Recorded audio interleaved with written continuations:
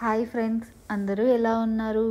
ఈరోజు నేను మా 7 months బాబుకి చేసే ఫుడ్ రెసిపీ మీతో షేర్ చేసుకుంటున్నా.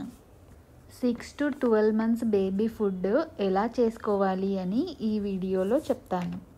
ఈరోజు మనం ఓట్ మీల్ రెసిపీ ఎలా చేసుకోవాలో చూద్దాం.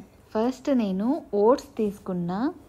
ఓట్స్ ఎప్పుడు మనము హోల్ గ్రెయిన్స్ ఉండేది సెలెక్ట్ చేసుకోవాలి. ఒక స్టీల్ కడాయి తీసుకున్నా. అందులో 1 cup ఓట్స్ వేసి 5 minutes లో ఫ్లేమ్లో వేయించుకోవాలి. వేగిపోయాక లైట్గా మంచి స్మెల్ వస్తుంది. అప్పుడు స్టవ్ ఆఫ్ చేసుకోవాలి.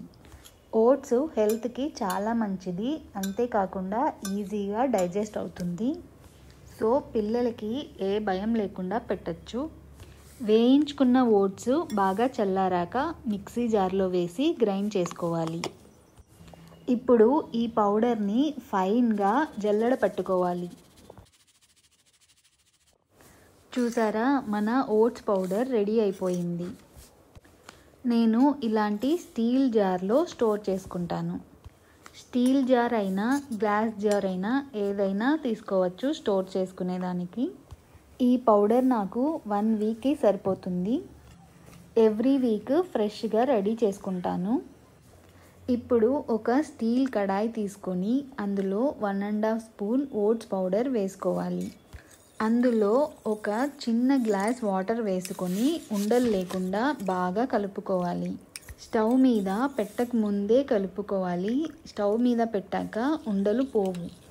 ఇప్పుడు స్టవ్ ఆన్ చేసి లో ఫ్లేమ్లో కలుపుకుంటూ దగ్గరగా వచ్చే వరకు బాగా కుక్ చేసుకోవాలి. చిన్నపిల్లలకి పెట్టే ఫుడ్ ఎంత బాగా కుక్ అయితే అంత మంచిది. మనకు కావాల్సిన కన్సిస్టెన్సీ వచ్చాక స్టవ్ ఆఫ్ చేసుకోవాలి. నేను ఇక్కడ హాఫ్ బనానా తీసుకొని పేస్ట్ చేసుకొని ఆల్రెడీ రెడీ అయిన ఓట్స్లో వేసుకుంటున్నాను. బనానా ప్లేస్లో ఈజీగా డైజెస్ట్ అయ్యే ఏ ఫ్రూట్ అయినా తీసుకోవచ్చు. యాపిల్ కానీ, మ్యాంగో కానీ, పప్పాయ, సపోటా ఇలా ఏ ఫ్రూట్ అయినా యాడ్ చేసుకోవచ్చు. అంతే, tasty and healthy banana oats meal ready. ఇంకా సర్వ్ చేసి తినిపించడమే. మరిన్ని బేబీ ఫుడ్ రెసిపీస్ కోసం వీడియోని లైక్ చేయండి, నా ఛానల్ని ఫాలో అవ్వండి. Thanks for watching. Bye bye.